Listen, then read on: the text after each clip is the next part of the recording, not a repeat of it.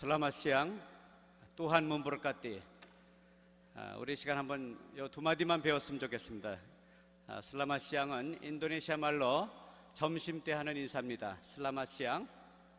네, Tuhan memberkati. Tuhan memberkati는 God bless you입니다. 우리 옆에 사람들한테 한번 Tuhan memberkati 해보시기 바랍니다. 이번 대회 중에 여러분들이 각 나라 말로 인사말을 좀 배워가세요. 최소한도 10개국 정도 인사말을 좀 배워갔으면 좋겠습니다. 이 시간은 우리 오늘 주제 강연 세 번째로 우리 박희민 목사님 나오셔서 이제 말씀해 주시겠는데, 우리 미주에 계신 분은 다 잘 아시겠지만 우리 선교사님들 중에는 잘 모르시는 분이 있을 것 같아서 간단하게 소개해 드립니다. 박희민 목사님께서는 나상영락교회를 성공적으로 목회하시고 또 현재 KWMC 공동의장을 맡으시고 계시고 또 미주 장로회 신학대학 이사장님이시며 새생명 선교회 대표로 지금도 활발하게 활동하고 계십니다. 오는 11월에 파사데나에서 열리는 빌리그레암 전도대회 때 한인 대표 대회장으로도 이제 활동하시게 되겠습니다. 이제 박희민 목사님 나오셔서 북미주 한인교회의 선교적 총동원 전략이라는 말씀을 우리에게 해주시겠습니다. 자, 나오실 때 한번 박수로 환영해 주시기 바랍니다.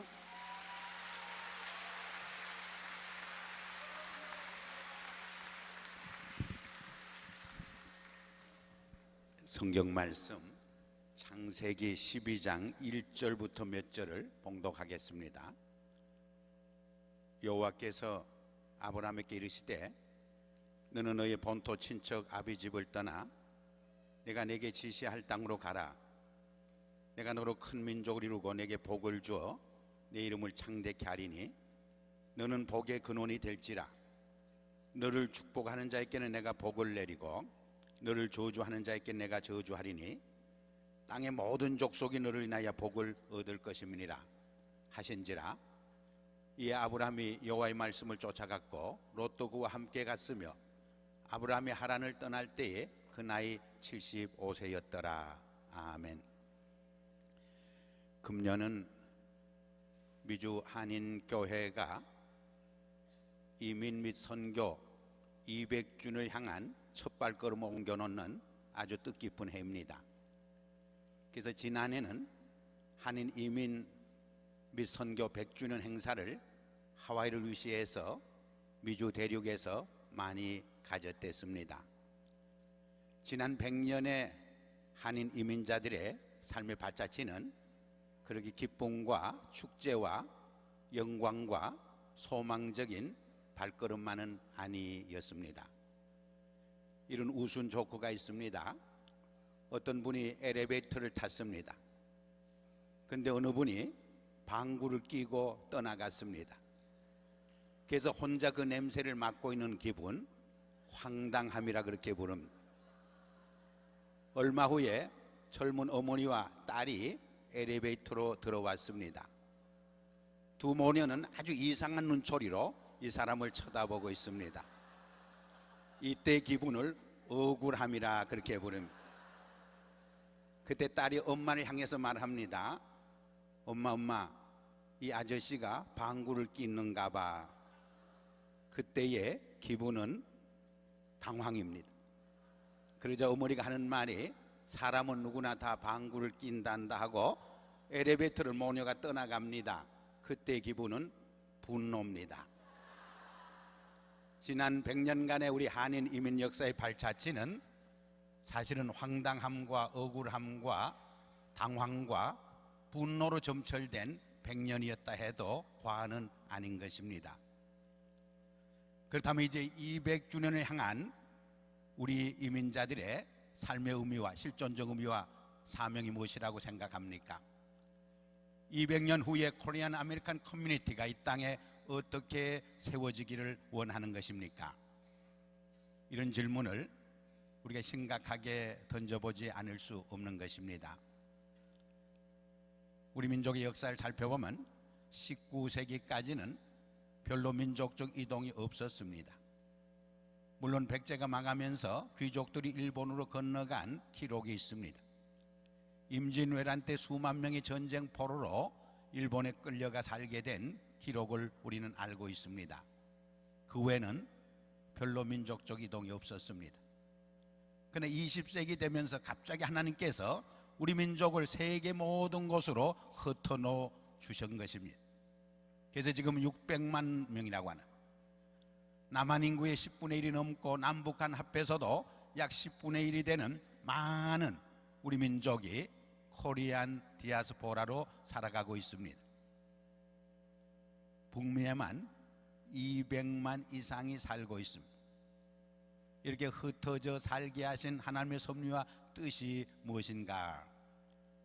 예레미야 29장에 보면 이스라엘 민족이 바벨론의 포로로 사로잡혀 가서 강제 이민을 살 적에 하나님이 예레미야를 통해서 주신 유명한 메시지가 있습니다. 거기 보면 여러 번 거듭거듭해서 내가 너희를 그 땅에 사로잡혀 가게 했다, 그렇게 말씀을 합니다. 그 땅에 사로잡혀 가서 살게 된 그것이 하나님의 섭리와 뜻이라고 말씀을 하고 있습니다. 우리 민족을 600만 명이나 또 200만 이상을 북미 땅에 흩어 놓으신데도 하나님의 섭리와 뜻이 분명히 있는 줄 압니다. 제가 왜 이민 오셨습니까? 설문조사를 해본 적이 있습니다. 잘 살아보기 위해서, 자녀 교육을 위해서, 자유를 위해서 많은 이유가 있지만은 그것은 외적인 이유, 그 내면에는 하나님의 보이지 않는 섭리의 손길이 역사하신 줄 분명히 믿습니다. 두 번째로 그 땅에서 집 짓고 정원 만들고 아들, 딸 시집 장가 보내서 쇠잔하지 말고 번성하며 살라, 그렇게 말씀을 하고 있습니다. 우리 이민자들이 범하기 쉬운 과거 뭐냐? 몸은 왔지만 정신적으로는 늘 모국에 매여 살아가기 쉽습니다. 그러나 이제 이민 왔으니까 과거를 잊어버리고 이 땅이 하나님이 주신 제2의 기회 땅으로 알고 주인의식을 가지고 열심히 살아가라는 뜻이 아니겠습니까? 특별히 자녀 많이 낳고 번성하라는 것입니다. 얼마 전에 한국에서 오신 아주 유명한 분을 만나서 이야기를 나눴는데요, 요새 한국사에 심각한 문제가 있습니다. 아이들을 낳지 않아요. 2030년 50년이 되면 남한 인구가 3,500만으로 줄어든대요. 그러면 선교 대국이 될 수 없습니다. 제가 미국에 30년 이상 이민 목회를 했습니다. 가정의 달에 늘 강조한 말이 무슨 말이냐? 미국 땅과 카나다 땅은 넓으니까 애기 많이 낳자. 셋씩 나면은 5대손 후에는 300몇 명이 됩니다. 그리고 6씩 낳기 시작하면 5대손 후 6대손 때는 3만 몇 명으로 늘어납니다. 12명씩 낳기 시작하면 5대손 후 6대손 후에는 30몇 명으로 늘어납니다. 여러분, 교회의 성장 비결 간단합니다. 전도하지 못할 바에는 아기라도 많이 낳으시기를 바랍니다. 중요한 것입니다. 사실 북미에 우리 코리안 아메리칸이 1,000만만 있으면은 미국 사회를 움직일 수가 있어요. 미국 사회에 큰, 북미 사회에 큰 임팩트를 줄 수 있는 것입니다. 믿습니까? 우리 진박 목사님, 나성영락교 영어 목회하는 분은 아기를 낳았는데 그것도 부족해서 한국에 가서 한 아이를 더 아답트해 와서 5명입니다. 그 영어 목회부에서는 그렇게 광고했어요. 아이 5 낳는 가정에는 부부 하와이에 여행 보내준다. 그러고 여러분도 그렇게 하시기를 바랍니다. 그리고 이 땅에 샬롬을 위해서 적극적으로 기도하고 참여하라고 말합니다. 이 샬롬은 구원과 영생을 포함하는 말이 아닙니까? 이 땅에 구원받아야 너희도 평강할 수 있다. 사실 미국에 대한 역선교가 대단히 중요합니다.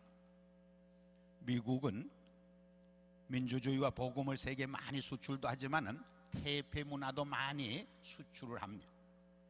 미국을 복음한다고 하는 것은 세계 선교 전략이 아주 중요한 것입니다. 미국의 영향이 그만큼 크기 때문에, 또 미국 안에 200종류 이상의 소수민족이 살고 있습니다. 그들에 대해서 복음한다는 것은 세계 선교의 중요한 전략적 의미를 갖는다고 볼 수가 있습니다. 우리 민족을 600만 명이나 200만 이상 미주 땅에 살게 한 데는 미국에 대한 역선교와 분단된 조국의 화해와 통일과 북한 선교를 위해서 우리를 흩어주시고 특별히 세계 선교를 위해서 우리 민족을 흩어주셨다, 그런 생각을 절실히 하게 됩니다. 여러분, 우리가 믿는 하나님은 선교의 하나님, Our God is missionary God. 예수님도 하늘나라를 떠나 이 땅에 오신 메시아인 동시에 선교사였습니다. 우리 교회는 미셔너리 처처야, 모든 성도들은 가는 선교사가 된 보내는 선교사가 되든 둘 중에 하나가 되어야 합니다. Every Christian is missionary. 하버드 총장 전 풀러신학교 총장께서 제가 나성영락교를 심무할 때 오셔서 설교를 했습니다. 제가 통역을 했댔는데 그때 그런 말이에요. 여러분들은 단순히 이민자가 아닙니다. 이 땅의 선교사로 부름받은 선교사들입니다. 그 말 할 적에 우리의 가슴이 찡해지는 것을 제가 경험을 했습니다. 그래서 제가 목회하면서 늘 강조한 것이, 어떻게 강조했느냐, 가정에서도 남편들이 직장으로 나갈 적에 부인들은 어떻게 꼭 인사해야 하느냐, 남선교사님 안녕히 다녀오세요, 그렇게 인사를. 우리의 직장과 사업장이 하나님이 주신 선교지요 사역장이라고 하는 소명감을 가지고 할 적에 우리의 직장 생활이 달라지고 사업이 달라지는 것. 남편들도 아내에게 어떻게 인사하고 직장으로 떠나야 하느냐, 여선교사님도 안녕히 계세요. 우리 가정이 하나님이 맡겨주신 선교지요 사역장이라고 하는 소명감으로 섬길 적에 가정을 제대로 섬깁니다. 두렵고 떨림으로 자녀 교육과 양육을 감당하게 되는 줄 믿습니다. 예, 우리 박수로 하나님께 영광 돌릴까요?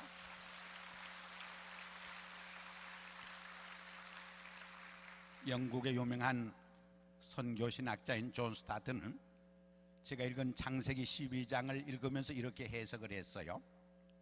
여기 보면 하나님이 5가지 모습으로 계시되어 있다.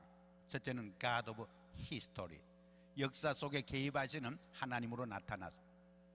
두 번째는 God of Covenant, 역사 속에 개입하셔서 실패한 인간들을, 타락한 인간을 구원하시기 위해서 언약을 맺으시는 하나님으로 나타나 있습니다. 세 번째는 God of Blessing, 축복하는 하나님으로 나타나 있습니다. 너는 복의 근원이 될지라, 너를 축복하는 자 내가 복을 내리고 너를 저주하는 자는 저주하리라 말씀하는 것을 들을 수가 있습니다. 네 번째는 God of Mercy, 사랑의 하나님으로 계시되어 있다고 말했습니다. 마지막으로는 God of Mission, 선교의 하나님으로 나타나 있다고 하는 것입니다. 아브라함과 이스라엘 백성들은 복의 근원이 된다고 하는 면만 강조했지, 너를 통해서 모든 민족이 복을 받으리라고 하는 선교적 사명을 무시하고 소홀히 했습니다. 그래서 신학시대에 와서 촛대가 유대나라에서 이스라엘에서 이방나라로 옮겨지는 것을 우리는 보지 않습니까? 존 스타트는 한 걸음 더 나가 이 성경을 읽어보면 우리가 왜 선교해야 하느냐, 이 선교의 맨데이트 명령도 보여주시고 또 어떻게 선교해야 하느냐 그 마들도 보여주시고 메소드 방법론도 보여주신다 그랬습니다. 그 대표적인 것이 성육신의 선교가 아니겠습니까? 우리 많은 선교 전략 회의를 하지만 사실 성경에 계시된 성육신의 선교 그 이상으로 좋은 전략과 방법이 없고 마델이 없는 줄 분명히 믿습니다. 우리 교회가 선교를 잘 하려면 건강하고 건강한 교회로 성장을 해야 합니다. 우리 한국교회는 지난 120년 동안 건강한 교회로 잘 성장했다고 봅니다. 물론 회개하고 갱신되어야 할 점도 많이 있는 것을 우리는 부인하지 않습니다. 두 번째로 경제적으로 중진국 이상이 되어야 합니다. 제가 60년대 말 70년대 초 아프리카에서 선교할 적에는요 100불밖에 가지고 못 나갔어요. 또 300불을 한국교회가 지원하는데 5개월씩 밀려서 허덕허덕 했습니다. 70년도 초에 제가 아프리카 이디오피아 아디스아바바에 가서 와이샷을 하나 샀는데 집에 가지고 와서 뜯어보니까 메이드 인 코리아. 얼마나 감격하고 감사했는지 그 와이샷 앞에 무릎을 꿇고 감사의 기도를 다 드린 적이 있습니다. 근데 지금은 현대차나 한국의 자동차들이 세계 대륙의 도로를 질주하는 모습을 보고 있지 않습니까? 지금 자동차 분야, 선박, 철강, 이 IT 산업, 정보통신 면에서는 세계 몇째 가지 않습니다. 지금 북미에 있는 코리안 아메리칸 커뮤니티도 경제력이 대단히 성장했습니다. 며칠 전에 제가 어떤 분과 이야기를 나누는데 로스앤젤스에 아주 좋은 거리, 윌샤 거리가 있는데 거기에 큰 건물 100개가 전부 한국 사람들의 소유주라는 것입니다. 제 전임자 김경 목사님이 74년, 75년 목회할 적에는요, 저희 나성영락교회 자기 집에 사는 분이 한두 분밖에 없었다고요. 새 자동차를 타고 다니는 분이 한두 분밖에 없었다고요. 근데 제가 금년 1월 은퇴를 했습니다마는 주일날 보면 수천 대 고급 자동차가 꽉 파킹장을 메워서 이웃 보기 좀 미안한 생각이 들 때도 있습니다. 몇백만 불 고급 주택에 사는 성도들이 얼마나 많이 있는지 몰라. 우리 코리안 아메리칸의 경제력도 상당히 성장한 것을 봅니다. 얼마 전에 풀러 신학교 졸업식이 있었는데 그 장장로라는 분은 풀러 신학교에 300만 불을 도네이션 해주었습니다. 참 얼마나 감사한지 모르겠어요. 일본의 이시라고 하는 교수가 있었는데 이분은 오래전에 88 올림픽 때 한국 경제가 성장할 적에 이런 책을 썼습니다. 2012년이 되면 한국 경제가 일본 경제를 따라붙일 수 있을 것이라 그런 책을 썼습니다. 그 이유 중에 하나가 한국인의 교육열을 들었습니다. 우리 한국 부모님의 교육열이 세계에서 제일 갑니다. 로스앤젤스 가면 팔레스버리라고 있는데 부자 동네인데 부모들이 자꾸 A 학점 맞아오라니까 학생들이 사무실 들어가서 B 학점을 전부 A 학점 A 플러스로 전부 고쳐놨어. 그것이 들통나서 퇴학도 만나고 어려움을 겪은 적이 있습니다. 두 번째로 한국인의 근면성을 들었습니다. 원래 한국 사람들이 부지런한 건 아니었어요. 유교 문화권에서 쌍놈들이나 이라지 양반들은 놀고 먹는 것이 상팔자라 생각했어요. 그러나 기독교 신앙과 문화가 들어오면서 한국 사회가 얼마나 근면한 사회로 바뀌어졌는지 모릅니다. 세 번째로는 한국인의 강인성을 들었습니다. 유교 동란이 많은 생명과 재산의 피해를 보여주기도 했지만 우리 민족을 얼마나 강인한 민족으로 훈련해 주었는지 몰라. 그래서 지금은 저 시베리아 벌판이나 저 중동 아라비아 광야에 던져놔도 빤스바람에 던져놔도 살아남는 민족이 한국 민족이다 그런 말을 하고 있지 않습니까? 네 번째는 한국의 인구 구조를 들었습니다. 오늘 미국이나 일본은 너무 고령화 사회, 물론 한국 사회도 이제 고령화 사회로 진입을 했습니다. 그러나 아직도 미국이나 일본에 비하면 젊습니다. 우리 한국교회 가보면 젊은이들이 있어서 얼마나 희망적이고 소망적인지 알 수 없는 것입니다. 그러나 이분은 한 가지 가장 중요한 것을 보지 못했어요. 그게 뭐냐?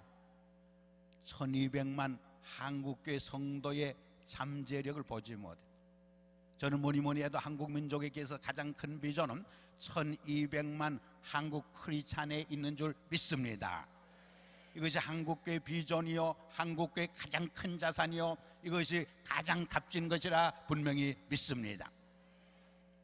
세 번째로는 인재가 많아요. 한국교회처럼 인재가 많은 교회가 없어요. 제가 12년 동안 미주 장신 학장을 지냈는데 후임으로 장신대 서정훈 총장을 제가 모셔왔습니다. 근데 그분이 그런 말이에요. 신학교 입학하기 위해서 팔수한 학생이 있대. 그래서 그 학생을 붙여줘야 하느냐 몇 시간 동안 교수회의를 한 적이 있다 그래요. 제가 그 말을 들으면서 한 40-50년 전에 신학교 가기를 잘했지 지금 가려고 했으면 떨어질 뻔했다 그런 생각을. 지금 미국에 있는 프린스턴이나 풀러나 탈버트나 웨스트민스터나 많은 신학교에 보면 한국 학생이 20% 혹은 30%를 차지하고 있는 것을 볼 수가 있습니다. 몇 년 전 풀러 신학교에서 총 학생 회장을 뽑는데 백인 학생과 우리 2세가 대결했어요. 근데 백인 학생을 물리치고 우리 2세가 총 학생 회장으로 당선됐어요. 더 중요한 것은 선교의 비전과 열정이 있어야 하는 거예요. 우리 한국교회는 처음부터 1907년 성령운동을 통해서 선교의 비전과 열정을 가지고 선교한 교회입니다. 그래서 중국의 이대영 목사님과 방질 목사님을 보내고 일본의 한석진 목사님 보내고 제주도도 그때는 남의 나라로 생각해서 이기풍 목사님 보내고 북미 교회는 만주에다가 선교사를 파송한 것을 우리가 찾아볼 수가 있습니다. 그러나 여러분, 이렇게 많이 이야기를 해도 북미에 있는 우리 한인교회는 약자 중에 약자, 마이너리티 중에 마이너리티. 그러나 여러분, 힘이라는 것은 메조리티께만 있는 게 아니에요. 마이너리티에도 굉장한 힘이 있는 것입니다. 예수님의 십자가상에서 강자의 모습으로 세상을 떠나지 않습니다. 가장 약한 자의 모습으로, 죄인의 모습으로, 헬플레스의 모습으로 떠났습니다.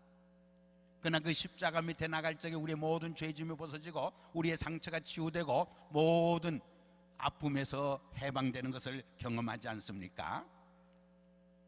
우리 한국 선교사들이 환영을 받는 이유가 뭐예요? 우리 스스로가 약자이기 때문에. 이 약자의 힘을 깨닫게 될 적에 세계를 뒤집어 놓을 수가 있습니다. 이 약자의 힘을 한두 가지만 설명하겠습니다. 약자에게는 The Power of Creativity, 창조력이 있습니다. 노벨상이 제정된 후 제일 많이 노벨상을 받은 나라가 누구냐? 유대인이에요. 처음부터 천재로 태어난 게 아니에요. 생존을 위해서 천재력을 발휘하게 되는 거예요. 두 번째로 약자에게는 지혜의 힘이 있어요. 성경에 보면 누가 제일 먼저 예수 탄생의 기쁜 소식을 들었느냐? 예수 부활의 가장 큰 기쁨의 소식을 들었느냐? 목자와 여성들이었습니다. 약자에게는 강자가 보지 못하는 지혜와 통찰력이 있습니다. 이스라엘 민족이 고난의 종으로 찾아오는 메시아 사상을 언제 깨닫게 되느냐? 바벨론의 포로로 사로잡혀 가서 종살이 할 때 깨닫게 돼요. 그전에는 깨닫지 못하게 돼요. 종살하면서 고난을 당할 적에 고난의 종으로 오셔서 그들의 눈물을 닦아주시고 무거운 인생의 짐을 벗겨주시는 메시아 사상을 깨닫게 됩니다. 세 번째로 약자에게는 의심해 보는 힘이 있습니다. 제가 대학에서 역사학을 공부했는데요, 역사를 공부해보면 개혁이라고 하는 것, 혁명이라는 것은 메인스트림에서 일어나지 않아요. 늘 변두리에서 일어나요. 왜냐하면 이 메인스트림에 있는 분은 등잔 밑이 어둡다고 자기들의 잘못을 보지 못해요. 또 봐도 헤게모니를 쥐고 있기 때문에 변화와 개혁을 원치 않아요. 그래서 늘 변두리에서 일어나요. 성경에도 하나님께서 새로운 역사를 창조해 갈 적에 늘 변두리 인간을 들었었어요. 아브라함도 변두리 인간이었고 이민자였어요. 모세도 그 중에 한 사람이었어요. 다니엘도 그랬습니다. 에스더도 그랬습니다. 이렇게 변두리 인간 이민자를 들어서 새로운 역사를 창출해 가는 것을 우리는 보지 않습니까? 약자에게는 놀라운 도덕적 힘이 있습니다. 일본에 있는 한 70만 우리 교포들은 일본의 양심을 깨우는 도덕적 힘을 발휘합니다. 우리가 정치하는 사회 보면 여당과 야당이 있습니다. 여당만 있으면 절대적으로 그 정권은 부패합니다. 야당이 있어서 크리티사이즈 해줄 적에 건강한 정치를 이루어가게 되는 것입니다. 마지막으로 약자는 공동체를 이루어서 똘똘 뭉쳐서 그들의 비전과 꿈을 이루어가는 것을 우리가 볼 수 있는 것입니다. 이 약자의 힘을 깨닫게 될 적에 우리는 미국 사회를 뒤집어 놓을 수 있어요. 세계를 복음하고 선교할 수가 있어요.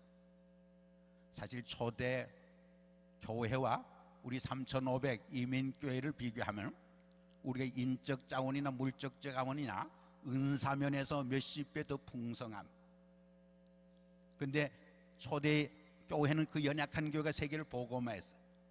오늘 이민교회가 만일에 초대교회로 돌아갈지 그런 놀라운 선교적 역동력을 발휘하게 된다고 봅니다.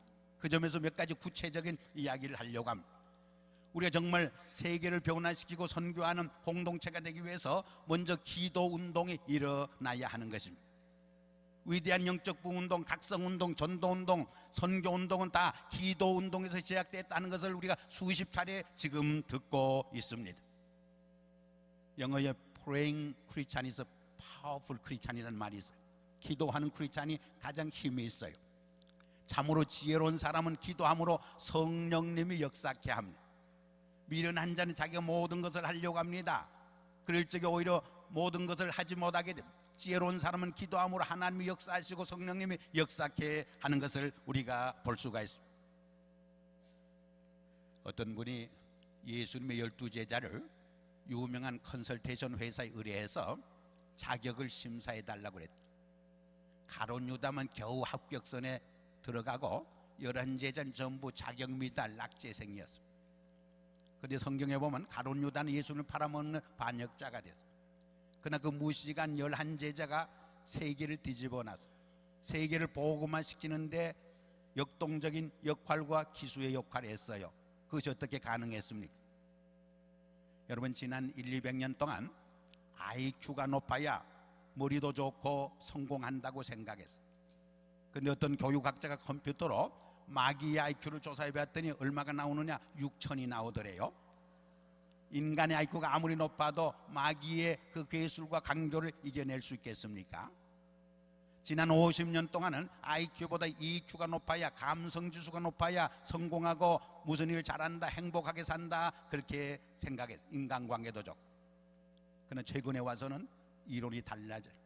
SQ가 높아야 큰일 한대. 스피리추얼 쿼션트. 11제자 보면 IQ가 높은 사람이 아닌 것 같아요. EQ도 별로 높지 않은 것 같아요. 그러나 분명히 SQ가 높았던 분이 예수님의 부활을 체험하고 오순절 다락방에서 기도운동을 통해서 성령의 충만을 체험했을 적에 역사를 뒤바꿔 놓고 세계를 보고만은 놀라운 도구로 쓰임받게 된 줄 믿습니다. 우리 하나님께 박수로 영광 돌리겠습니다. 두 번째로는 철두철미하게 주일학교에서 작년에 이르기까지 전도훈련과 선교교육을 철저히 시켜야 합니다. 세 번째로는 단기 선교를 좀 더 효율적으로 운영을 해야 합니다. 여러분, 선교사님들을 위해서 기도하자 해도 교인들이 기도 잘 안 해요. 그러나 자기 자녀를 선교지로 단기 선교 때 보내놓으면 기도하지 말라고 해도 새벽에 와서 얼마나 열심히 기도하는지 이 자식들을 보내야 돼. 네 번째로는 선교하는 교회 구조로 갱신해 가야 돼. 물론 처음부터는 안 되지만은 처음에는 10%로 시작해서 20%, 30%, 나중에 60% 정도를 주는 선교하는 교회가 되도록 구조 갱신을 해가야 돼. 물론 교회 예산뿐 아니라 성도들의 삶의 컨그리게이션 라이프에서도 개혁이 필요해요. 몰몬교는요, 모두 2년간 선교사 생활하는데 교회가 돈 되는 게 아니에요. 어려서부터 가정적으로 계획을 세우고 준비하고 돈을 모아요. 그래서 선교하는 거예요. 우리 개신교도 그런 노력이 필요해요. 그 다음에 다섯째로는 협력 선교를 해야 돼. 우리 한국의 약점이 뭐냐? 너무 개교회 중심적인 교회라는 데 문제가 있습니다. 우리 연약한 작은 교회들이 서로 네트워크를 하고 협력할 적에 정말 미존조 족속을 하나씩 아답트만 해도 세계 선교의 새로운 장을 마련할 수 있게 되는 줄 믿습니다. 우리 한국 분들은 개인은 똑똑한데 협력을 잘 못한다 그래요. 이런 우스운 이야기가 있습니다. 경비행기 3사람이 탔어요. 일본 사람 한 분, 백인 한 분, 또 한국 분 한 분. 그래 잘못해서 추락을 해서 인디안 마을의 집을 한 채 부셨어요. 추장이 붙들어 놓고 감옥에 당장 쳐넣고 싶지만 용서한다고 그랬어요. 근데 한 가지 벌을 주겠다고 그래서 그 벌이 뭐냐? 몽둥이로 엉덩이를 20대 때리는 벌이었어. 그러나 한 가지 요청은 들어주겠다고 그랬어. 그자 백인이 경비행기 안에 있는 담요 석장을 좀 갖다 대고 때려달라 해서 덜 아팠어. 일본 사람 차례가 오자 다른 사람께 적용하지 않은 조건으로 경비행기 안에는 쿠션 석장을 좀 갖다 대고 때려달라 해서 거의 아프지 않았어. 한국 사람 차례가 오자 일본 사람을 좀 갖다 대고 때려달라고 해서 일본 사람은 죽도록 맞고 자기는 맞지 않았다. 우리 한국 사람은 얼마나 머리가 잘 돌아가는지 몰라요. 그러나 연합하고 팀하고 네트워크를 잘 못한다, 그래서 동업을 잘 못한다, 그런 말이 있어요. 그러나 저는 낙심하고 실망하지 않아요. 2002년 월드컵 때 보니까 우리 한국민족도 하나 될 수 있는 잠재력과 가능성 있는 것을 바라봤어요. 하나 될 수 있는 위대한 비전과 소망이 있는 것을 분명히 봤습니다. 오늘 이 자리가 바로 그런 자리인 줄 믿습니다. 아멘, 할렐루야. 여섯째는 많은 평신도 전문인 선교사를 보내야 돼. 이제는 선교사 파송의 파라다임이 바뀌어져야 돼요. 공산권과 이슬람권에는 우리 목사 선교사들 받아주지 않아요. 그러나 평신도 전문인 선교사는 대환영을 하고 있지 않습니까? 또 이분들은 자비량 선교사가 되기 때문에 교회가 재정적으로도 덜 짐을 지게 되는 것입니다. 중요한 이야기입니다. 마지막으로는 선교 리더십을 양육하고 개발해 가야 합니다. 전문적인 분야에서 많은 선교 리더를 키워가야 되지만 또 다른 차원에서는 평신도 많은 크리스찬 지도자를 키워가야 돼. 그래서 크리스찬 정치인, 크리스찬 경제인, 크리스찬 과학자 많은 분야에서 키워갈 적에 사회에 큰 임팩트를 줄 수 있어요. 제가 목회를 해보니까요, 교인 수나 건물은 100년 후면 다 무너져요. 그러나 결국 남는 것은 인물을 키우고 지도자를 키워주는 거예요. 우리 선교지에서도 마찬가지. 선교사님들이 사실 선교에 한계가 있는 거예요. 가장 중요한 게 뭐냐? 지도자를 키워주고 세워주는 거예요. 제가 이민교회 목회자 세미나를 갈 때마다 한국교회에서 목회하는 몇천 명, 몇만 명 모이는 목사님들이 와서 말씀을 전하면 기가 죽어요. 왜? 대부분 이민교회 목회자들은 50명, 60명, 70명 데리고 하거든요. 언제 우린 1000명, 2000명 되고 10,000명 되느냐, 기가 푹 죽어 있어. 제가 그래요. 기 죽지 말라. 30명, 50명 목회를 해도 그 중에서 정말 사도 바울과 같은 위대한 선교학자, 위대한 지도자 한 사람만 키워내면 하나님 앞에 설 적에 몇십만 목회한 것보다 더 하나님께로부터 큰 상이 있는 줄 믿습니다. 선교지에서도 마찬가지인 줄 믿습니다.